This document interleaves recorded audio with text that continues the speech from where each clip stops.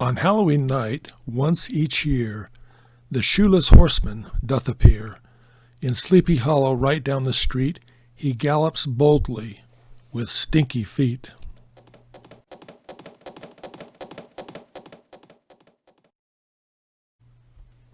Weeks before, everyone waited for the great stench they anticipated. Windows boarded to keep out the smell, and air fresheners were purchased as well. Children couldn't have trick-or-treat, but kept indoors and off the street.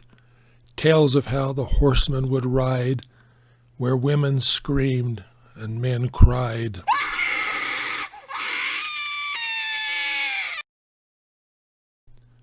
The stench, the odor, and the stink would drive a poor person to drink. The aroma, the scent, and the reek would linger on for over a week. The town council hatched a plan to constrain the equestrian, passed a united resolution, offered a reward for any solution.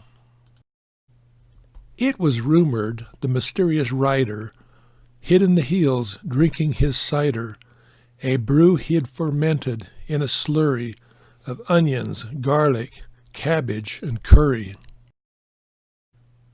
Then, just before Halloween night, he was consumed with evil delight at the thought of scaring the dwellers, driving them deep into their cellars.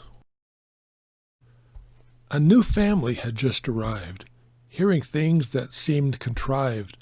They were told of the dreadful way folks were forced to keep at bay. On Halloween night, just before 8, sequestered folks awaited their fate. The new family then looked around. Their little daughter couldn't be found. Her mother frantically ran to the street, spotted her daughter going to meet the rider coming straight for her in a black flash that seemed a blur.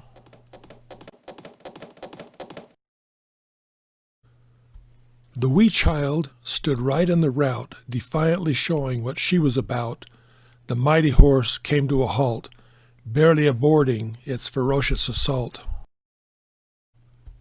The girl revealed a white powder cup, approached the rider and tipped it up, sprinkled some contents on one foot, then more on the other side she put. To the rider she said, "That will do. My grandma would say, that'll fix you." As she stepped back, what do you think? The powder she used removed the stink. The first Halloween in many a year, children came out with nothing to fear.